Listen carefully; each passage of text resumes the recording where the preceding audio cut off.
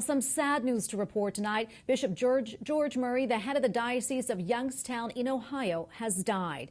Bishop Murry died at a hospital in New York where he had been receiving treatment for his third bout with leukemia.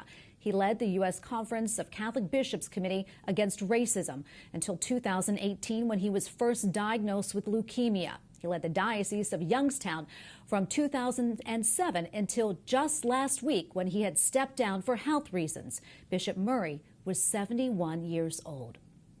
Deacon Harold Burke-Sivers, host of EWTN's Morning Glory, joins me now on Skype. Deacon Harold, welcome to the show. So good to have you on. Thank you, Tracy. It's great to be with you today. I want to begin right now by asking you for your reflections on Bishop Murry. Yes, I didn't know His Excellency very well. I've run into him at several National Black Catholic Congress events. But I do know that he was a strong advocate and voice for African American Catholics, for a greater inclusion of them in the life of the church, and of course against racial injustice as well.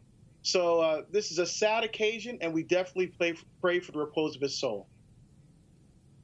Yeah, and Bishop Murry was such an important voice and calls for racial justice. As we consider what a Catholic response to racism looks like, I know that you've talked about speaking the truth rooted in love. Can you talk more about that and the ways that you think that we should practice that? Yeah, so one of my favorite lines of all Scripture is 1 John 4:16. God is love, and he who lives in love lives in God, and God lives in him. So God is inviting each and every one of us into a relationship of intimate, personal, loving, and life-giving communion. That kind of love is a sacrificial love. It's a self-donating love.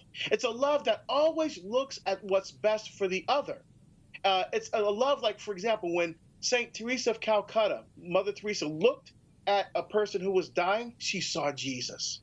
When Father Augustus Tolton, who experienced tremendous racism, in his struggle to become a Catholic priest, he responded with kindness and gentleness and love.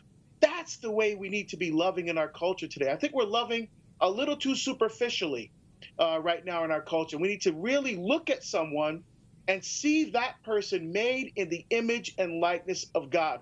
The dignity of all humanity lies in the fact that we have the spark of God's divine life in us right now. Well, Deacon, I know that you've spoken candidly about your personal experiences with prejudice, presumptions that people made about you simply because of the color of your skin. I know it's hard for some people to actually imagine this, but if you don't mind, can you maybe share one of those experiences with us?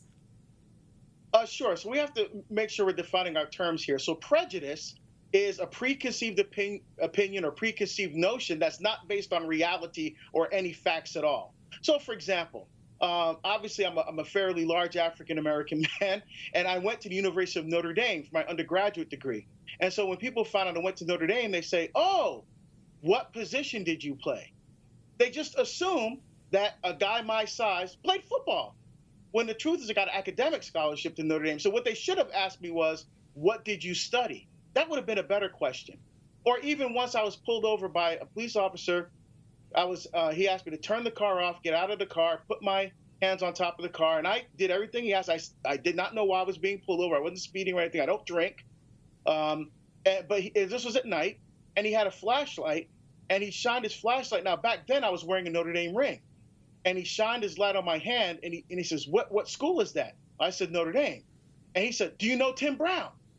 And well, you know, Tim Brown won the Heisman Trophy that year. He also went off to play in the NFL and now is in the NFL Hall of Fame. I said, yes, I know. And all of a sudden, because he's a Notre Dame fan and a Raiders fan.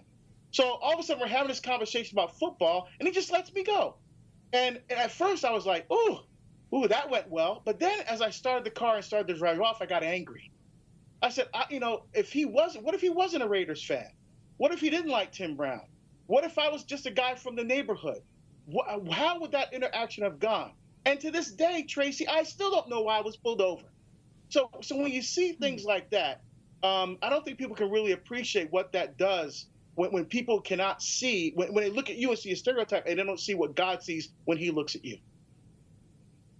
Absolutely. You know, Deacon, we can talk about this all day. We'll have to have you back on the show for a little bit more conversation about this. Deacon Harold, thank you so much.